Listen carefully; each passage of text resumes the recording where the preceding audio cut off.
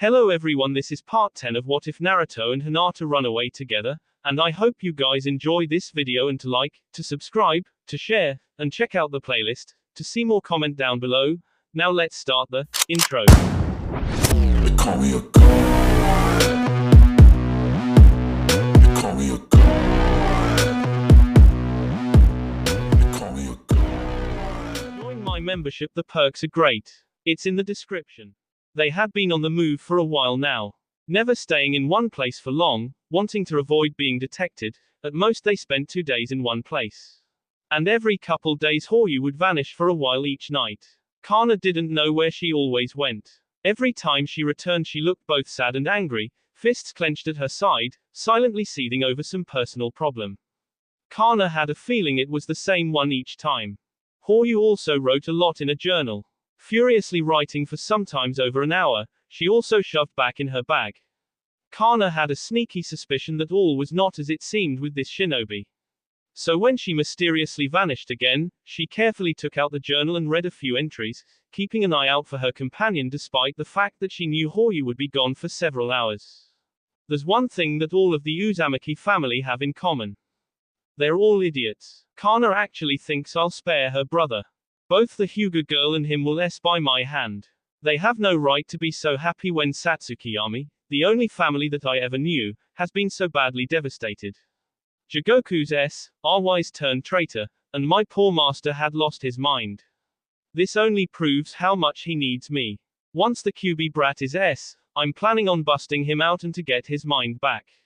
I just have to concentrate on keeping up the charade I have put up. But that will be easy. She's so stupid. Kana knew it. Hoyu had her own agenda. Maybe she should return to the family. Naruto had said she'd still be welcome. If she explained herself and apologized, bring this journal as proof, maybe she could be forgiven. And if not, well, she would accept whatever punishment she was given. But for now she would continue to read. I tried to convince RY to come back. But she's refused. So I now have no choice but to consider her an enemy. I'd always thought of RY as my big sister. But this proves one thing. That people can indeed change. I won't make the mistake of trusting her again. I have to make this short. I swear that Kana's gotten smarter. She may start to suspect something soon. It's about time she's realized that. It's been obvious that neither of us could be trusted in this situation. One more entry. And if it's good enough, I'll turn myself in. We openly made a move against Naruto today. And as a result, Kana now thinks that her brother is truly that a demon has taken over his body. I'm letting her think this. Naruto is actually still himself. But again, I'm letting her think this. This way she won't get in my way. The stupid prophecy she's always chattering about. I know how it will be. It'll be a good future, one that Shinku-sama will approve of. No one knew this but me and him, but one of his long-term goals was to spread happiness across the world. The demons are standing in the way of this. But anyway, I'll know it'll please him, even he wasn't at the source. Kana's mind was made up. She stuck the journal in a safe place in her bag and put the bag on her shoulders. She was going home. Hoyu finally left the perch where she was at, tearing her eyes away from the insane asylum. She came here regularly to make sure her master was not being mistreated. She silently made her way back to camp, hoping Kana would have made some food to welcome her back with. The first thing she saw was that she was gone. All of Kana's belongings were gone. There was even evidence of her own things being searched through. There was only one of her things gone, her journal. Oh no, I have to stop her before that journal reaches the wrong people. That evening all of Konoha gathered in the center of town. The Hokage had called a town meeting. And everyone was encouraged to attend. The Hokage emerged finally and she quieted the crowd. People, I have a very important announcement to make. The Council of Elders encouraged me to pick a successor for the office of Hokage, as to not be in a situation similar to that which ended up with me being Hokage, that being the third death when this village was attacked during the Chunin exams. I suggested someone, and that someone is now going to be the sixth Hokage. Everybody at once began to speak, exchanging gossip on who it would be. Soon it called for order again. This someone is, in my opinion, the best man for the job. He has proved himself time and time again, never holding anything back when the time came for it, mainly when this village was in danger. He's changed a lot, becoming more mature, wiser, and stronger. Let me introduce you to your next Hokage, to take office when either I retire when he is ready, or if something happens to me. Come out, Naruto. To the shock of many in the crowd, Naruto Namikaze, formerly Uzumaki, stepped out. He's going to say a few words. Please listen to him. Naruto cleared his tea, took a deep breath and began to speak. You've all known me for almost my entire life. Those who were close to me knew it was my dream ever since my acceptance into the academy to someday be the Hokage. Though I never thought it would actually happen. I know this office is no joke. It'll be a serious chip on my shoulder in the future. But I swear to you that I'll take it seriously, that everything I do will be for the good of this village. That includes laying down my life should it be necessary. I hope we'll be able to work together in the future to get through that time of transition. Silence followed his short speech. Then everyone just burst into applause and cheers. Naruto looked around at the people he had always wanted to protect, people that, in the future, he would protect. A single tear came to his eye. He hastily brushed it away. There was a lot of small celebrations throughout Konoha that night, the celebration of their futures being assured under a soon-to-be good leader, in training under one of the best. Naruto found himself exhausted after even such a short speech. He wanted some of Saya's homemade cooking. But when he walked into the house, it wasn't Saya's cooking he smelled. He smelled ramen. It was the people from Ichiraku's in the kitchen. And they were cooking ramen. Lots and lots of ramen. Ah, Naruto-sama. This is our congratulations gift to you for your becoming the Hokage in the future. Boy, our Rikard I'm sure will be a good Hokage. We're lucky. Thanks you guys. You guys don't have to use the prefix sama yet. Naruto sat down to enjoy the delicious smells that were coming from the kitchen. We don't, but we want to. Also, this is all on the house. Naruto tried to insist on at least some payment. But he was shot down. No way. We're celebrating it all. Go get washed up for dinner now. We're almost done. It was crazy in the Namikaze house that night. Tsunade of course stopped by to get some sake again. She tried to get Naruto to drink some. But he refused, saying he didn't want a bad habit. Tsunade nearly punched him for that, thinking he was messing with her. Naruto knew she would not hold back.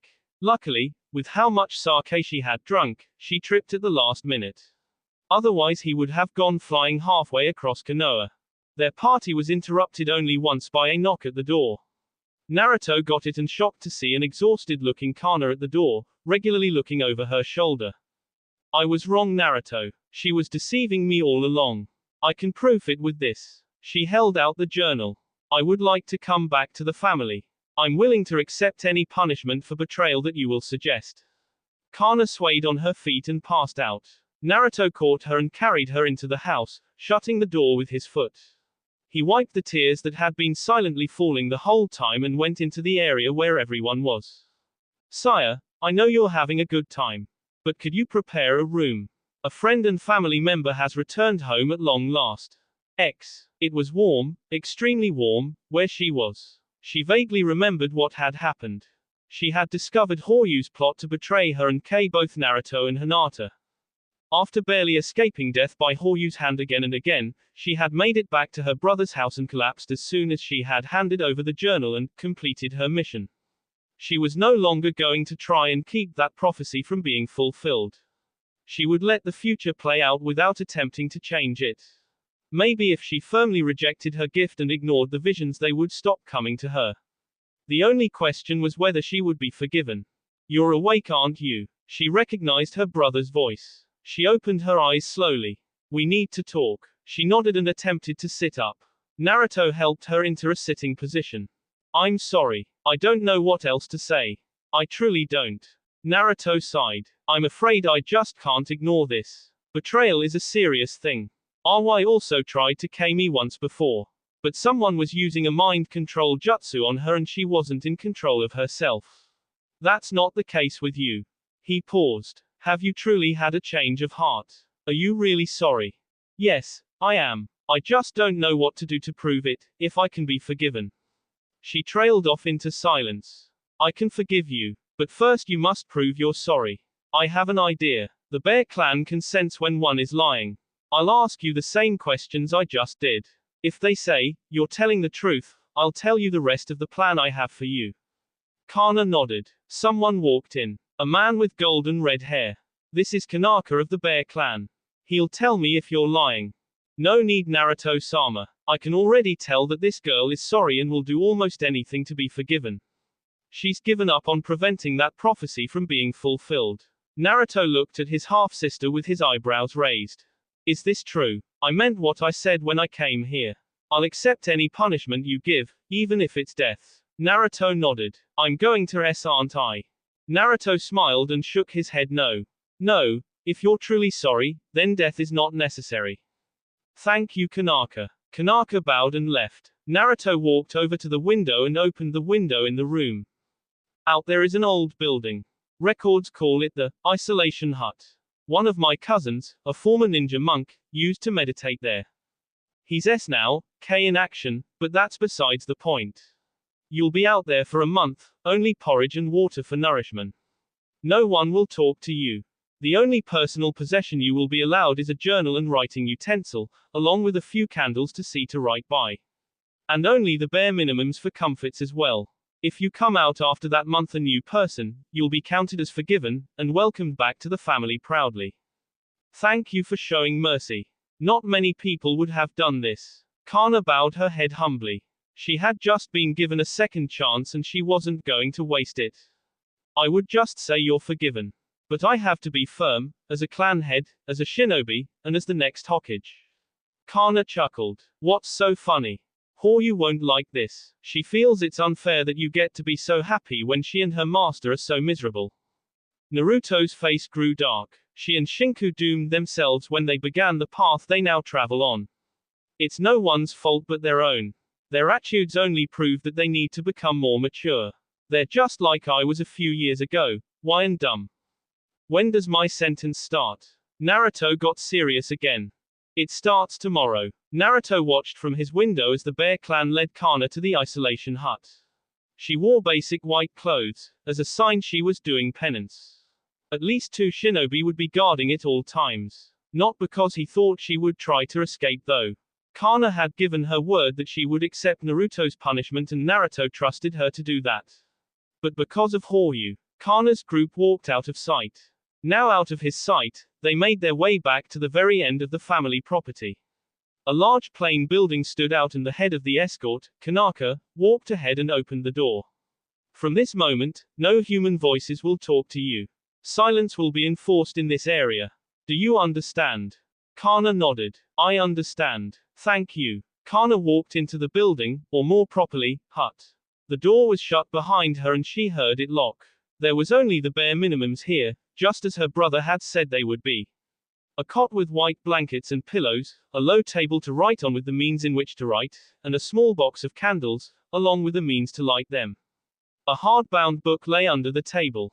Upon pulling it out, she discovered it to be a book full of blank pages, a journal. Naruto made plans to go to the insane asylum that afternoon, after Kana had begun her penance. For some reason, he had an urge to see Shinku. He didn't know why. Kin had said this series of events was making him think of the past, to think of Satsukiyami, which was why he wanted to see Shinku, as he was the only member that was still alive that he didn't see on a regular basis and he was also curious to see how he was faring. He knew what Horyu was up to. Naruto pulled on his jacket and looked at himself in his mirror. Looking at himself critically, he noticed someone clinging to the ceiling in a corner, weapon drawn. The figure suddenly let go and came straight for him. Naruto dodged to the right and hit the ground. As he fell, he reached out and knocked down the sword stand he had the sword from Hinata and her family on. The sword clattered to the ground. Naruto rolled as Horyu made another attempt to him. As he came to a stop, he removed the sword from its sheath, abandoning the sheath in a corner of his room and holding the sword at the ready. It thrummed steadily, leaving Naruto perplexed. Last he checked, katanas didn't thrum. What did you do with that sword, Jinchuriki? Horyu had sensed what had happened. As it was, Naruto didn't know either. The thrumming stopped. No idea. Naruto made a mental note to ask Hiashi about the sword.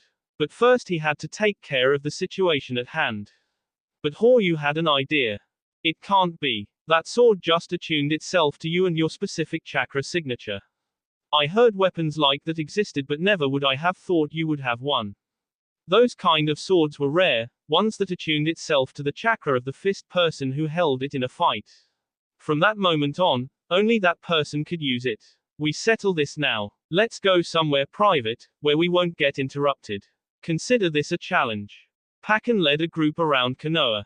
Kakashi had been in the midst of organizing the new genin teams when he had been asked whether he had seen Naruto or not. Hinata, having grown tired of seemingly everyone constantly interfering with her and Naruto, had gathered some people to help her find her fiancé after discovering both him and the sword he had resheathed from her and her family gone. The stand was knocked down, laying on the floor, with other small signs of a struggle. So now Hinata, Lee, Sakura, Ino and even Neji had banded together to find him. Kakashi had summoned Pakken, one of his Ninken dogs, to aid them in finding the missing blonde. I have his scent. It's at the Valley of the End. Him and Sasuke fought there before. What would he be doing there? Pakken sniffed harder. And who is he fighting? Hinata grew more determined when he mentioned the last part. Can you tell anything else, Pakken? Like if he's hurt? Hinata asked, hoping for the best while doing her best to have faith in Naruto. They're evenly matched, though he is tiring quickly. I think the red chakra may be leaking out at this point. Hinata panicked, leaving the others confused. They didn't know about the demon in him and what happened when the red chakra leaked out. Sakura understood though, very well, considering she had been hurt by Naruto after he had let the red chakra take over. Sakura put a hand on Hinata's shoulder. We should tell them, Hinata. If they're going to be seeing him like that, they need to be warned. Hinata looked doubtful at her words. This left everyone else even more confused than before. I'm not sure, Sakura. Hinata said. This is a personal battle for him.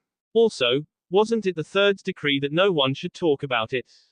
No offense, the third is S. We all still obey his edicts. But they also his friends. If they're to fully help him, like they want to, they need to know. Pakken cleared his tea impatiently as soon as Sakura finished. I'll tell them on the way there. Hinata said. But keep this a secret. Please, for his sake. Everyone nodded and took to the trees.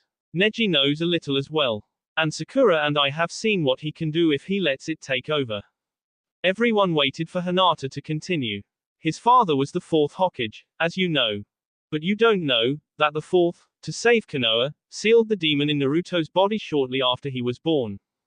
This accounts for his fast healing, endurance, and high amount of quality. When he trained with Jiraiya, he learned to draw out the fox's chakra at will to help him when needed. But when he gets angry and uses that chakra, it opens up a chance for the demon to take control. If the red chakra is coming out, tails will start to form. If more than 4 form, he loses control of himself, the chakra repeatedly burns him badly, then heals. If it goes on too long, it shortens his lifespan. If this happens, let me deal with him. I can calm him down like no one else to bring him back to his old self. We will, Lee said, speaking for the group. If it comes to that, you and Sakura help Naruto. We'll handle the opponent. This is quite a burden though for him. No wonder he's made such changes lately. To protect himself and others. Hinata nodded bravely, hoping Naruto would understand why he told the others about his problem. Hinata also helped with that. Sakura said cheerfully. She sort of balanced out his rough and tumble emotions. It was really because of his love for her that he changed. They are just made for each other. Ino laughed. I remember when we were only genin. Just him walking into the same room as her was enough to make her pass out. Even worse when he tried to talk to her. This got a laugh out of Hinata. True. One day I went to visit him in the hospital after he got beat up on a mission. I swore to be brave and not pass out. I walked into his room with flowers to cheer him up and he was on the ceiling. At first he thought I was Tsunade-sama and started yelling at me to let him out of the hospital already. I headbutted him in the face instinctively, making him crash into the other side of the room and hit the floor. Hinata laughed at the memory. Lee smiled along with everyone else, glad to see Hinata happy, even if it was tinted a little with worry. Until she had started dating Naruto, she had never smiled, really depressed all the time, and her missions showed that. But afterwards, she suddenly became confident in herself, almost overnight, and she suddenly was one of the more talented of their generation. "We're here." Pakan broke the good mood by his statement. Everyone instantly became serious. They spotted Naruto fighting someone. Hinata activated her Byakugan and looked closer. Both were covered only in minor injuries. And the attacker was Horyu Hanon. But for now she focused on Naruto. "Sakura, I don't think you'll need to be ready. The second tail is just forming, and the burns don't start until after he loses control. I'll join the fight then. You should calm him down. Anything else we should know?" Hinata looked at the big picture more closely. Suddenly she looked really relieved. "He's fighting it, trying to force the tails back on his own. He's having trouble pushing them back on his own, but he is stopping more from forming. Don't hold back, guys. This girl has done nothing but annoy me and Naruto since before we got together, both directly and indirectly." Everyone was heartened by Hinata's high spirits. "Well, here we go. Power of youth, activate." Lee yelled the last part with gusto as he charged Horyu. Horyu dodged the kick Lee sent at her. Sakura came in from behind with a chakra-packed punch, which she also dodged. Neji managed to hit her with his gentle fist style, sending her flying. Ino stayed back, as they had it handled. When Horyu had gone flying, Sakura had jumped above her and punched her in the gut, making her go down even faster. Lee, of course, didn't want to be left out. As he kicked her into the side of the mountain, he yelled something about the power of youth. Because of this, no one got in Hinata's way as she got to Naruto's side. "Hinata." His voice sounded a little rougher than he usually did. He visibly began to calm down. Red eyes turned back to clear blue, talons to fingernails, and the red chakra vanished. He leaned against the tree. "I guess the battle is taken care of." Hinata really wanted to punch her fiancé now. But she held back. "Rest here. They have the battle taken off." He nodded and watched his friends pound on Horyu. "I wanted to be the one to do that. Oh well." He smiled good-naturedly. "We can beat the crap out of her, but that won't make her mind inactive. She's getting by on willpower now." Sakura yelled. Ino stepped up to the plate. "No one attack her," she yelled. Ino used her mind transfer technique and stunned her mind directly. She withdrew it and Neji and Lee caught Horyu's falling body. Neji pulled out a headset from a hidden pocket, put it on, and spoke into it. "Tsunade-sama, Horyu Hanon has been caught. She engaged in a fight with Naruto and it ended up in the Valley of the End. There's no serious injuries to report." Tsunade must have answered because Neji spoke again. "Understood." He turned to the others. "A squad of Anbu are on its way to take her into custody. We're to wait here." Everyone nodded and sat down near Naruto. "Thanks for coming, guys." He grinned, meaning to rub the back of his head with his right hand, and winced. Sakura moved next to him and examined his arm. Suddenly she pushed hard on his right shoulder blade, causing Naruto to yell out suddenly. "You weren't aware you had a dislocated shoulder." Naruto shook his head. Sakura suddenly punched him. "Idiot. You're in shock. That's why you can't feel any of your injuries. Stay still." She healed the rest of his injuries. "When you go home, make sure to rest." Everyone laughed, even Naruto as he was helped up by Hinata. When the squad of Anbu arrived, it was an interesting sight indeed. The young shinobi had all gotten bored.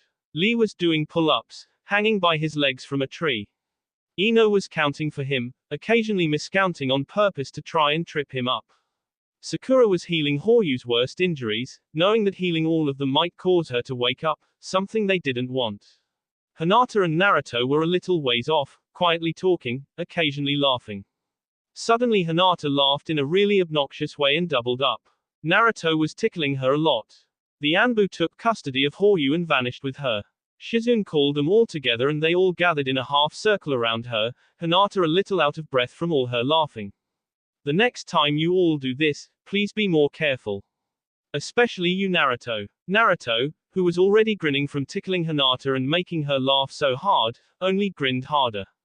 "Now all of you go home and get rest. Write reports tonight." Naruto almost groaned. He had always hated mission reports. But if was going to be the Rikidime someday, he had better get used to them. That will be all for this video. Be sure to like, subscribe, share, and comment down below for more videos. Goodbye.